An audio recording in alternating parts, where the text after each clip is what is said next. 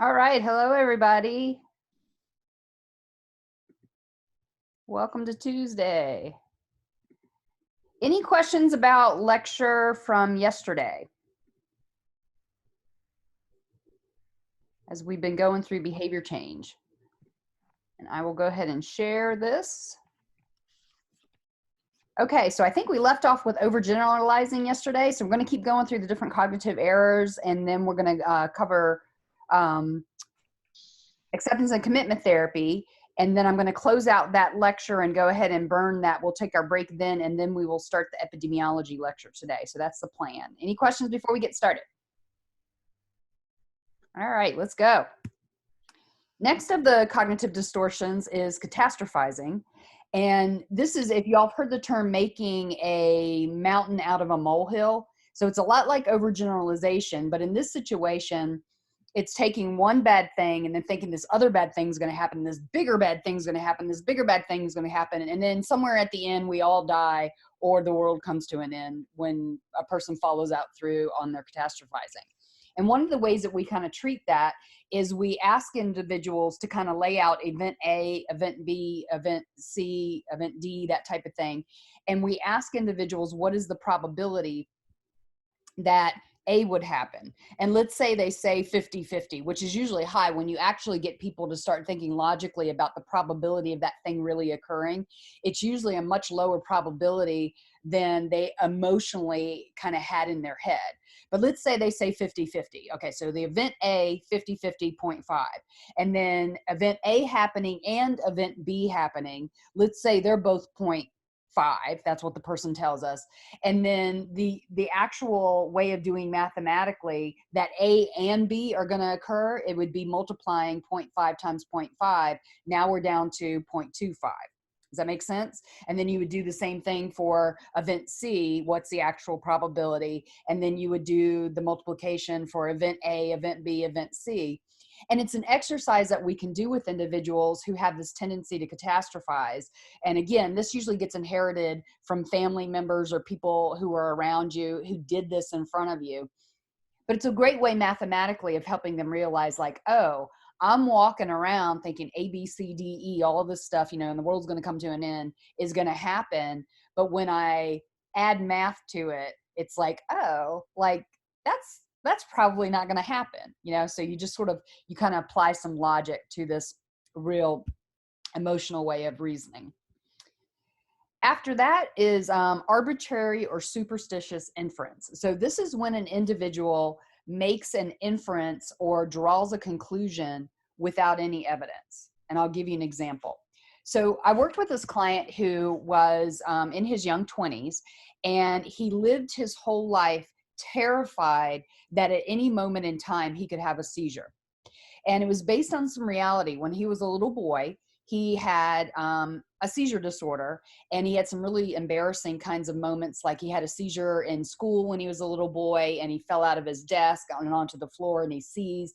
He wet his pants. When he came to, the kids were laughing at him because he'd wet his pants. So he'd had some pretty painful memories about some of his seizures when he was little. But his doctors found him medication, and he's living his life like he wouldn't even look at screens. So you can imagine how debilitating that was to be a college student, to be afraid of getting on a computer, looking at your phone screen, because he was afraid any kind of screen light would send him into a seizure.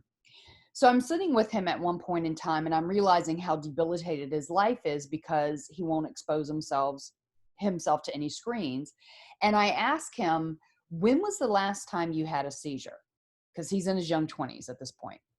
And he thinks, and he's like, oh, I guess I was 13 years old.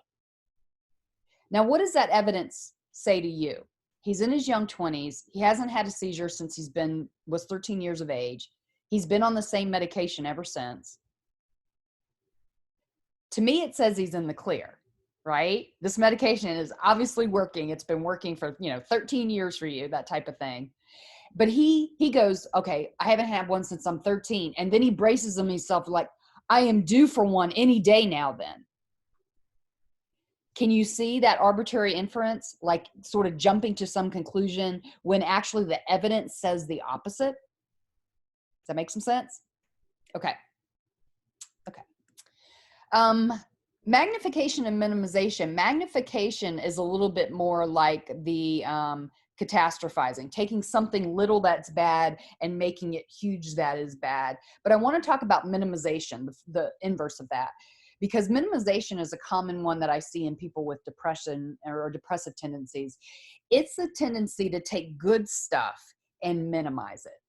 So like something you've had this great achievement or you've accomplished something big during that week, but then kind of minimizing it and going, oh, I don't ever get anything done, or I don't ever do anything well. Okay. So magnification is taking the bad, making it huge. Minimization is taking the good and minimizing it to it sort of disappears. Personalization is a tendency to blame oneself for a bad event when there's absolutely no evidence. And this one is very common in PTSD, because in PTSD, this horrible thing has happened to somebody. And if they can't point blame at somebody else, there's oftentimes pointing blame at themselves as a way of trying to at least attempt to feel like they had some control over it. Okay. So kind of personalizing it. I see this a lot in moms personalizing if their kids are having problems, and maybe it is mom's responsibility, maybe it's dad's responsibility, but a lot of times moms sort of taking the blame for something their kids are struggling with when it's really just the kids' struggle, but mom's personalizing it. Okay, let's talk about mental filter. We all have, if we don't have schizophrenia, I'm going to assume most of us in class do not have schizophrenia. We have this nice, clean mental filter. And if you think about our sensory input, we're always inputting information, tactile information, smell, sight, taste, hearing, that type of thing. All of those sensory information goes into a filter where our filter tells us where are we paying attention at one given time. And remember, we talked about that we don't multitask very well in the Walsh article. So we have to zoom, we have to focus, and we have to zoom in certain places. But there are times where people get into patterns that they're always zooming in at the negative, as an example, as opposed to zooming in at the negative, but also zooming in at the positive.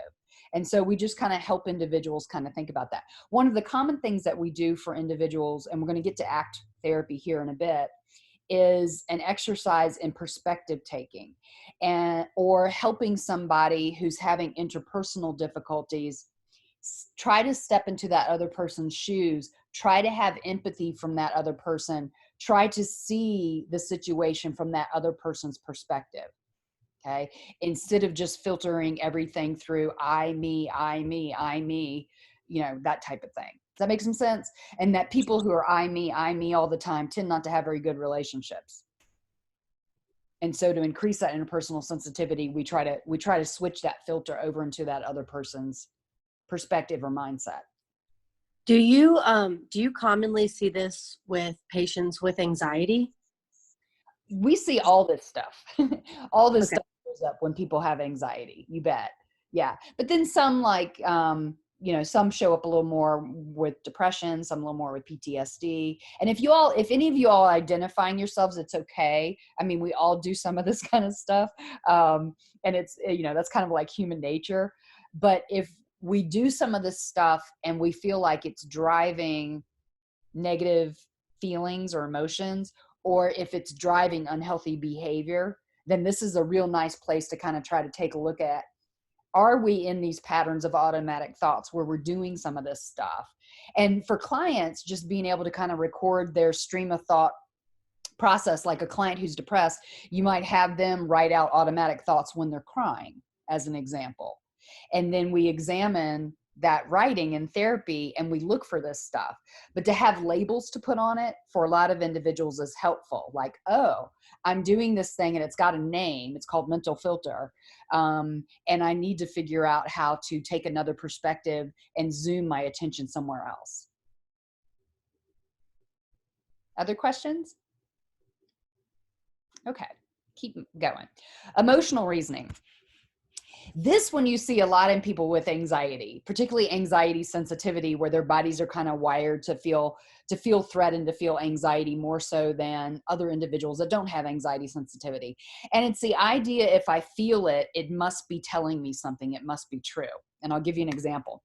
I had this client at one point in time. She absolutely loved travel. She loved to be in exotic places, but she absolutely was terrified of flying. Okay.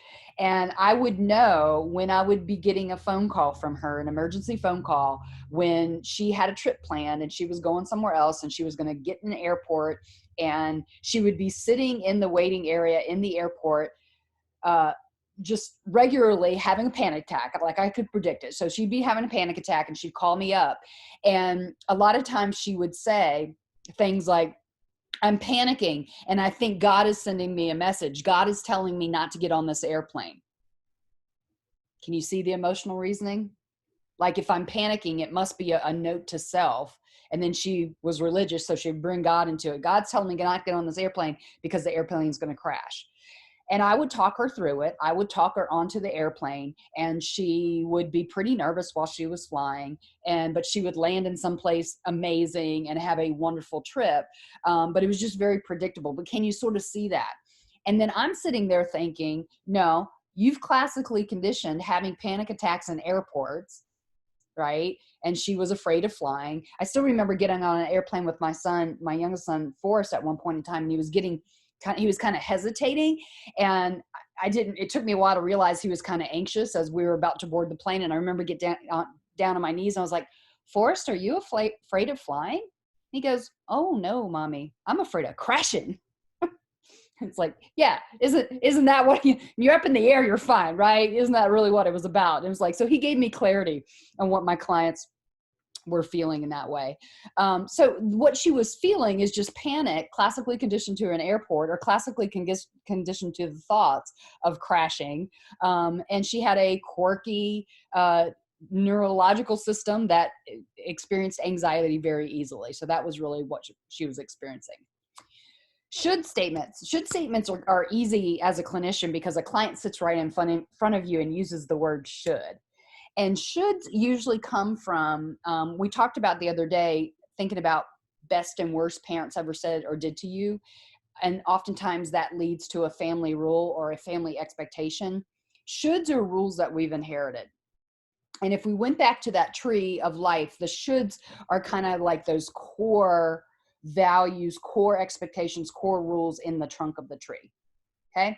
Now, the problem with having a should is not what the person does or doesn't do. It's just the should oftentimes puts them in a no-win situation. So a catch-22 no-win situation, that if there's something they feel like they should do, but they don't want to do it, then they feel guilty.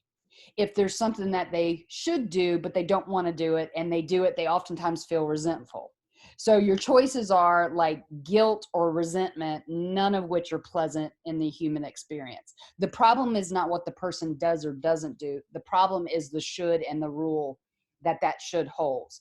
So what I do when I have clients say this to me, I will oftentimes ask them, what do you head on the pillow that night type of thing. Depending on what you decide to do, either do this thing or not do this thing, what are you going to feel the best about yourself for having done or not done? Not what is the rule, what you should or shouldn't do. What are you going to feel the best about yourself? And again, you don't ask this of a psychopath. You've got to ask this of somebody who has a conscience. But a lot of times thinking through it that way, it gives people not the sense of obligation. It gives people a sense of choice. Like, I have a choice to make. What am I going to feel best about myself for having done or not done? And it frees people. It frees them from that rule. Questions there? Okay, we've done all or none. Okay, so Aaron Beck sort of attacked those automatic thoughts, those cognitive distortions that we just covered. Albert Ellis went a little bit deeper. So Aaron Beck was kind of the leaves on the tree, the automatic thoughts. Albert Ellis is getting more at the core, the tree trunk. And he calls these irrational ideas, or these could be kind of irrational ways of being. But one example would be needing to be liked by 100% of people. Okay. And that is a people-pleasing kind of rule to have inherited for yourself, but to be able to please 100%. And I'll give you an example. A couple of years ago, I spent a few years as the assistant chair in the department, in the psych department. And one of the big initiatives that I led was revising the merit document, which is the point system that we have for our productivity, which is how when we get raises, it's been a while, when we get raises, it was how the amount of the raise that we would get would be calculated based on how many merit points we had earned over the years. So what I'm getting at, it was a very sensitive topic. It was a very contentious and sensitive topic, how people make their pay raises. And I remember, several times I had to go in front of the faculty. I had a committee that we were working together, but I would go in front of the faculty, and I have inherited this people-pleasing thing, and this idea that I've got to please 100% of the individuals. But I made a shift in my mind because I knew it would be hard to be up in front of the faculty knowing that some individuals did not like what me and my committee was doing. And so I changed my rule. And my rule was, can I maximize the number of people that I please? Which to me is kind of like the philosophy of democracy. Can I maximize people's approval, but knowing darn well that I'm not going to please 100%. Like there's always going to be 5%, 10% of people who do not like the direction that you're taking something. Does that make some sense from a leadership standpoint? Yeah. Okay. Perfectionism is another one. And I see a lot of perfectionism in clients that I work with. And I love the term perfectionism is romanticized rigidity. It sounds like the right thing to do. Well, I want to be perfect, or I want to do this perfectly, but romanticized rigidity. And one of the things that we're going to see here in a minute when we get to acceptance and commitment therapy ACT is psychological flexibility is a goal for human beings. And psychological flexibility is the opposite of rigidity. Any questions about that? Can you explain that a little further, the psychologically flexible? Yeah, somebody who's psychologically flexible, just as an example of let's say they are having a conversation with a hardcore Republican, but they can flex enough to be able to have empathy with that person and talk about the policies and maybe a little bit about their lives, how they arrived at that opinion.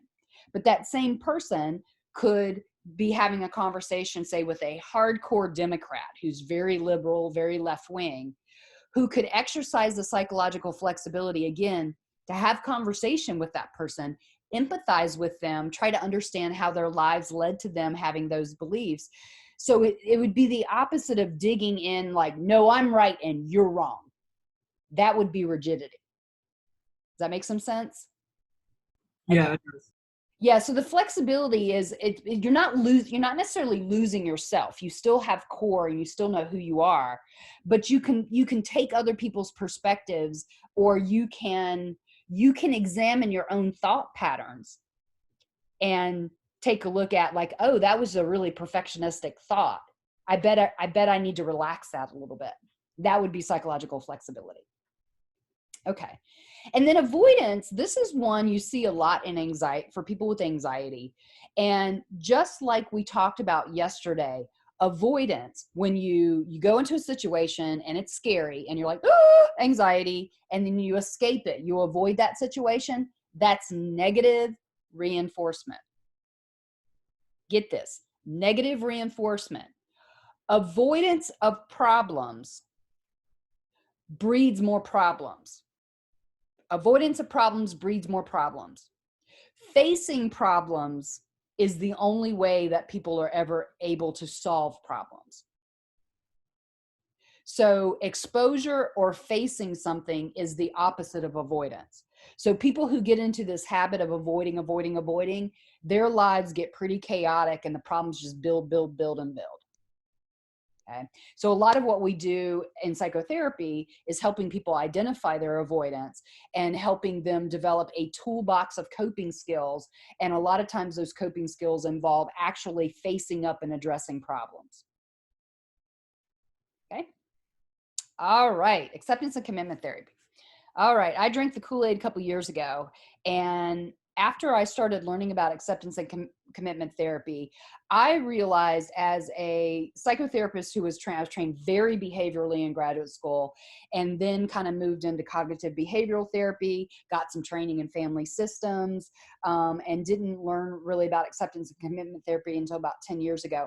I love it because I feel like ACT pulls all, it's almost like the trans theoretical stages of change model. It pulls all of these different things together in a way that the therapist can kind of think and work with clients. And another beautiful thing that I like about ACT is that ACT therapists, they walk the walk if they talk the talk. Like that is something very important to ACT therapists, that we follow these guidelines if we are encouraging our clients to work with these guidelines. Okay.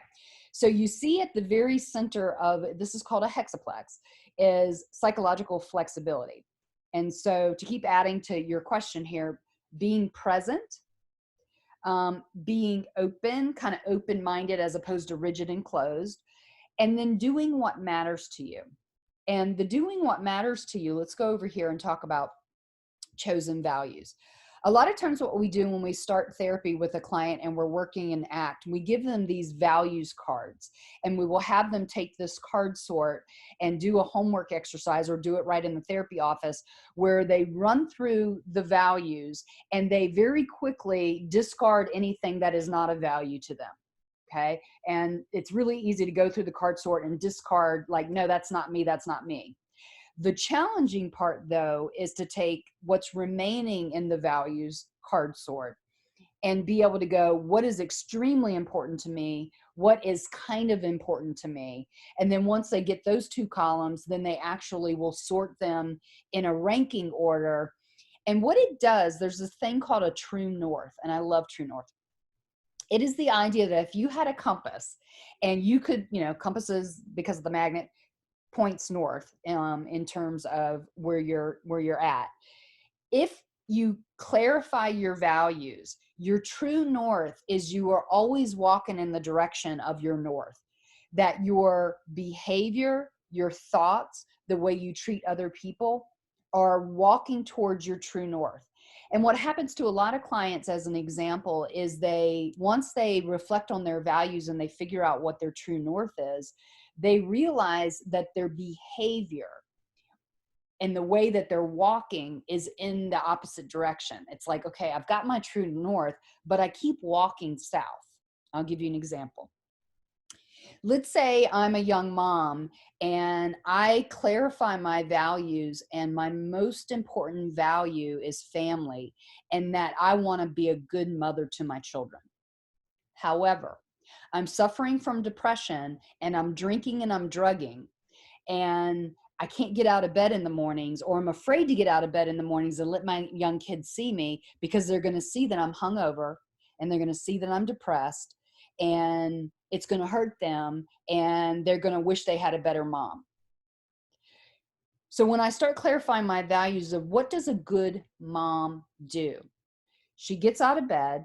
She makes her kids a warm breakfast. She helps them get dressed. She feeds them. She makes sure they brush their teeth.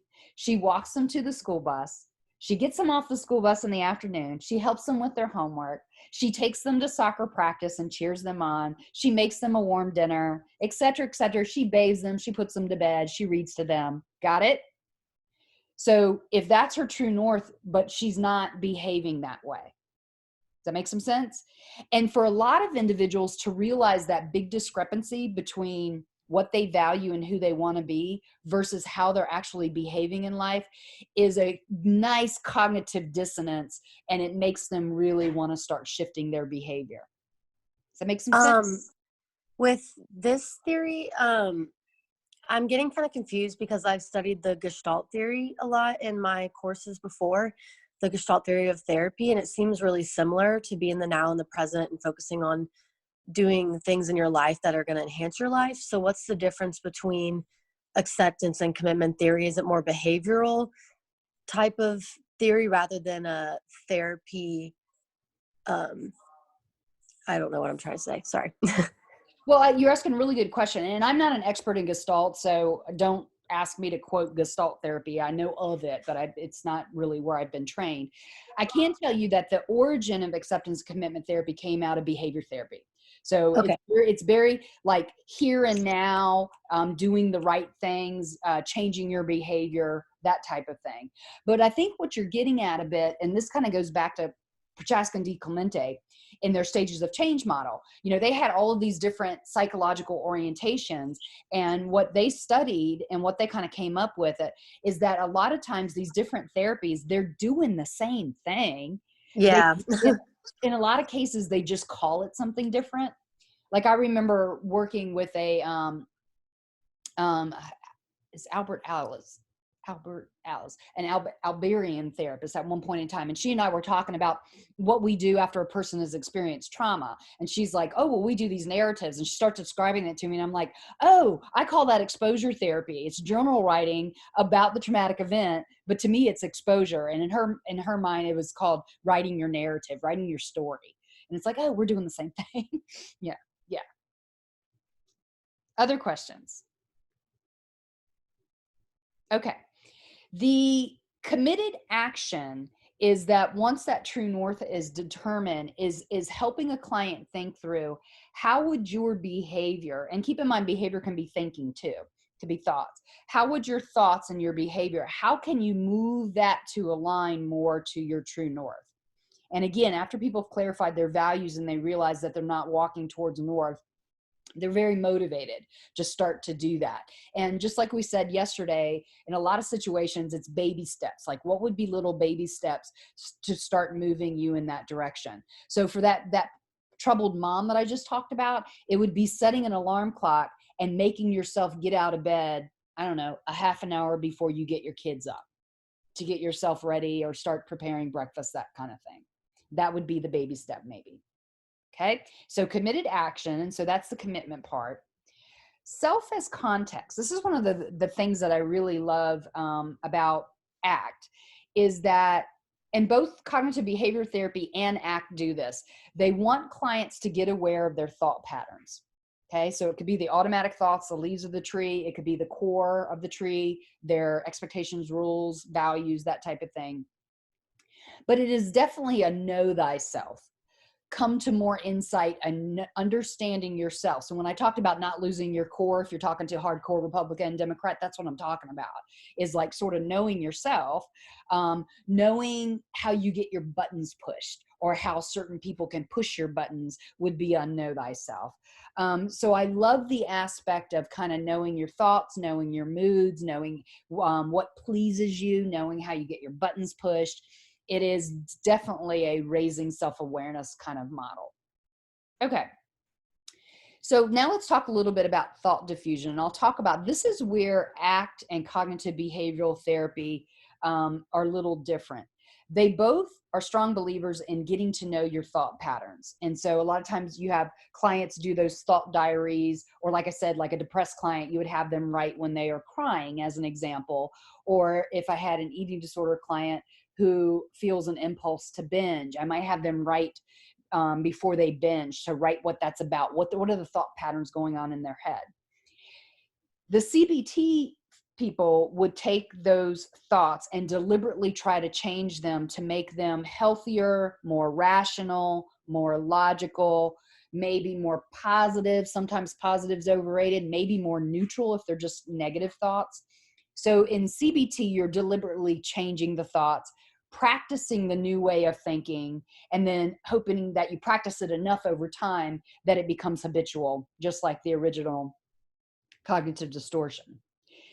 In ACT, on the other hand, we do this thing called thought diffusion, and there's a variety of different ways we train people to diffuse from thoughts. So in thought diffusion, you become aware of the automatic thoughts that are flitting through your mind. But diffusion is a way of creating distance or space. It's a way of backing up from your thoughts so that the thoughts aren't commanding your feelings or commanding your behavior. And I'll give you an example, and I think you all can relate to this. So imagine you've got your earbuds in and you're listening to music and you're listening to some really uplifting music that might make you want to dance, okay? And you've got it in your ears and you've got it up loud and you can't help but moving around, and maybe you get up and dance a little bit to the music. Hopefully I'm not the only person that has a single person dance party every now and then. So it's, the music is sounding good and you're enjoying it. You're just kind of, singing along, maybe you're dancing to it. But imagine you take the earbuds out. So this is going to be the diffusion practice. You take the earbuds out and you pull them far away from you. And right there, if with the earbuds going me, me, me in the distance, you can tell what song's playing. You can tell where it is in the song, but it doesn't make you want to sing along anymore. And you're definitely not dancing with the earbuds way out there. Does that make sense? So when you're fused with your thoughts, it's kind of like you got the music loud and you're singing along and you're dancing along.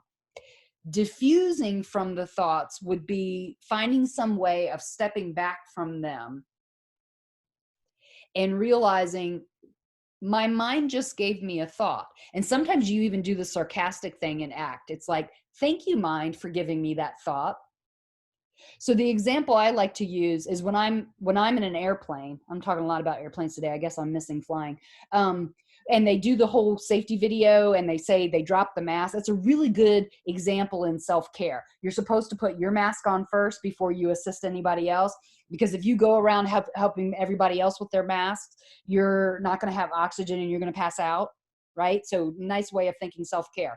You breathe first and then you help other people breathe. But anyways, when they're doing the safety video and they talk about that, they drop the mask, I can't help but thinking like, yeah, because we're going to crash.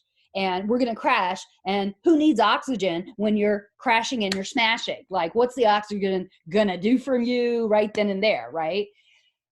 But I'm not fused with the thoughts. I'm finding humor in the thoughts. Does that make some sense? Like if I was really afraid of flying and I had that thought, I could work myself into a whole panic attack right there, in my seatbelt in the seat. But instead I kind of think about, yeah, we're going to crash because there's no, that kind of thing. And it's just a diffusion technique. That's all it is. And it's of just having morbid thoughts. And we all have morbid thoughts, right? My favorite morbid thought is that I could kill a baby, which I wouldn't, but I could. Like, I could figure out how, right? But again, if I had that thought, like I could kill a baby and I was like, oh my gosh, what kind of a person am I? Or I could have that thought and go, that is about as morbid of a thought that you can have. Got it? Okay. That's a diffusion technique, being able to step back. So a lot of times when people are fused with their thoughts and they're having lots of anxious thoughts, lots of depressive thoughts, lots of morbid thoughts, that's really scary for individuals. So we help them learn how to diffuse. Questions about diffusion? Okay. Let's talk about acceptance willingness, because this was the last kind of construct in ACT that I was able to grasp and understand. So the acceptance piece would be after the know thyself and kind of know one's tendency. So let's say you've got a tendency to be an anxious person. Let's say you've got a tendency to be a depressed person. Some of the acceptance piece is accepting that if you're an anxious person, you're going to have anxious thoughts and anxious feelings in your body. If you're a depressive person, you're going to have some really kind of depressive thoughts and your mood's going to be kind of glum sometimes. But the commitment part is, regardless of your vulnerability, anxious, depressed, whatnot, you stay committed to action towards your true north. So for the troubled mama there, it would be, yeah, I might wake up and I might be a little hungover and I might be a little depressed, but I am cooking a warm breakfast in my kitchen for my kids, and I am making sure they're well fed and they've got their backpacks and everything they need and they brush their teeth before I walk them to the school bus. So it's kind of like, at times the acceptance is I might be pulling a vulnerability around, but I'm still leading that committed action to walk my true north. I'll give you another example. This is where it really clicked for me. I had a student in health psych who was a speech pathology major at ASU, and she was an honor student, and I was invited to be the outside of the department second reader on her honors thesis. And she was using ACT to study individuals who were stutterers.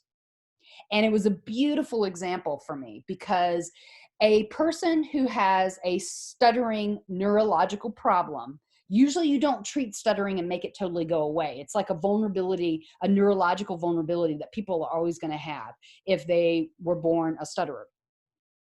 But if you are a stutterer, and let's say you're getting ready to meet somebody new and you really want to impress that person, if you get really anxious about, oh my gosh, I'm going to meet this person, I really want to impress them, I'm so afraid I'm going to stutter. Oh my gosh, what if I stutter? What if they're going to think I'm stupid or going to think I'm a moron? What if I stutter? The more anxious they get, the more likely they are going to stutter. However, if they take the acceptance piece to it and they go, I'm getting ready to meet this person, I'm really excited, I really want to impress them, I'm probably going to stutter some, whatever. They're going to know at some point in time that sometimes I stutter. So what? Big deal. Can't wait to meet them. Does that make some sense? It's some acceptance. Now, sometimes I think the term acceptance is a little too rigid. And I do like the term, so you might want to get this in your notes too, allowing or willingness, that I'm going to meet this person, I want to impress them, and if I stutter, I'm just going to allow it. They're going to know that this is something I do sometimes. Or willingness, like just because I stutter, I really want to ask this person questions and get to know them. Does it make some sense? Okay. And then the be in the present moment, this is where all the mindfulness comes into acceptance and commitment therapy. And we certainly do mindfulness in other therapies. But I love this idea that if we live in the here and now, that this is the only moment that we can really be present in. It's the only moment that we can have influence over, or the only moment that we can control. We can't live in our past, but I can tell you, particularly people who've been traumatized, they spend a lot of their present moment living in their past, remembering and living in their past. And then people, you see this a lot in perfectionism, or people who are worriers, or people who are so concerned about the future and wanting to control the future. They're not living in the moment. They're not here, right now either. Okay. So I love this. The more that we are present, and I can tell you this has been thoroughly studied.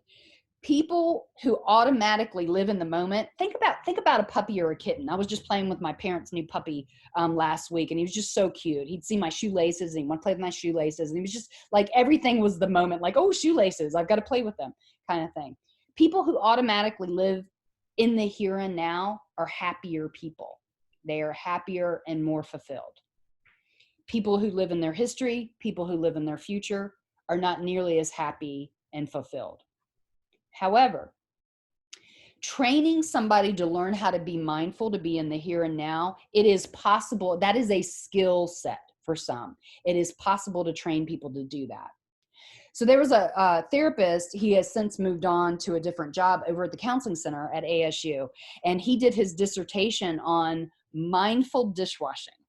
And I want us to kind of think about that. Most of us, like when I wash my dishes by hand, I'm just in the kitchen, like, I'm just like, it's just a chore. I'm just trying to get done with it, right? Just get it over with so I can move on and do something more interesting than washing dishes. But I love the idea of taking a mundane task like that. And when he would have his clients become very mindful, it was get the water temperature, the perfect soothing water temperature, and get your rag and get your soap and clean the dishes, and maybe even hear it squeak, like eep, eep, eep, and then rinse it off, and then let the water run over your hands, and then place the dish, kind of thing. Can you see how it's taking something that's really mundane and making it sensual and making it here and now mindful, and actually kind of making something pretty mundane kind of pleasurable? Does that make some sense? All right. Any big picture questions about ACT?